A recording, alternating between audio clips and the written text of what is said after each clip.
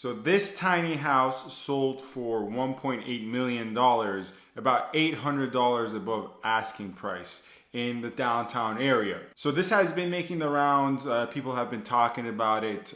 Some people have been sharing this story, and in some news outlets it has been portrayed as another example and exhibit of the fact that the Toronto real estate market is out of control and crazy and overpriced. If you're not familiar with the story or aware of the story, the house that you see probably on the screen or in the thumbnail of this video sold for $1.8 million, about $800,000 above asking, and it is very small, very small. I mean, if you look at the picture, although they advertise it as a house, and I guess in some sort of sense legally you can call it a house, it's very much so a shed. I mean, it looks like a shed. The interior looks like a shed.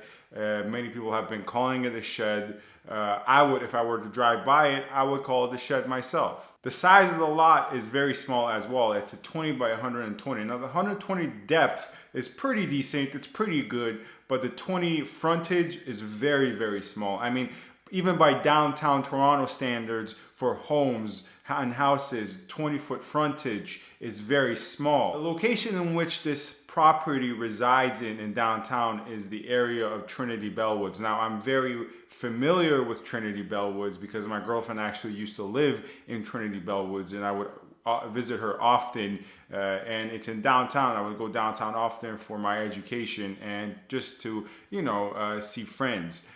In Trinity Bellwoods, what you have is basically an area which the properties and the streets very much so resemble a suburb-like area within the downtown core. So you have an area with a lot of parks, residential streets, a lot of shops, but no high-rises, no even low-rises, very few, if any, condos, but very close to downtown. So I would say Trinity Bellwoods is very much so like a suburb, but only 5 to 6 to 7 minutes away from Yonge and Eglinton, even with a streetcar. So it's very much so a sought after area for people who want to live downtown but don't want to live in condos, and want to have some sort of resemblance of a suburb type of life with a front lawn and a backyard.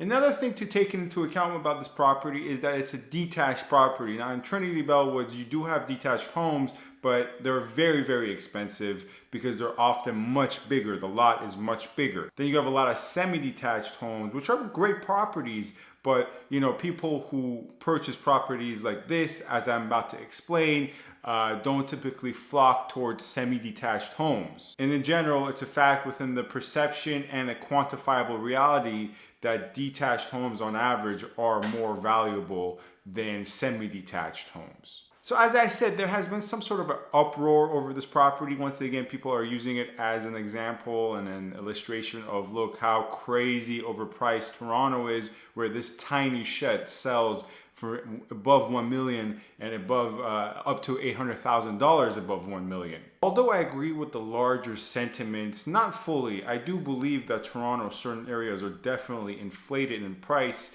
I don't necessarily believe that it is the most overpriced city, but I do believe that it can be more affordable and certain areas are more inflated.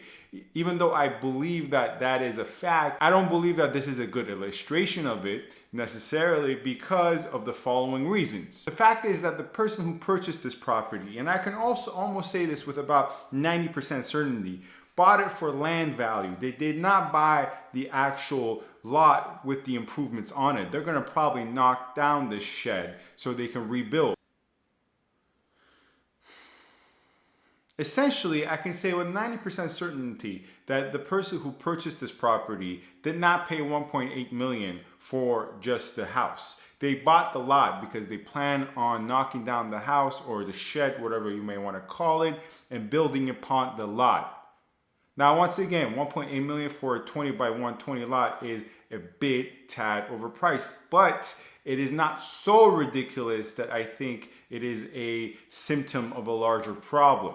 Especially if you consider the fact that if it is true, as I assume that this person is buying this property for lot value, they will build most likely, and I'm also certain about this as well, a 3-story house. Given the 20-foot frontage of this property, they cannot expand horizontally. That's why they have to expand vertically.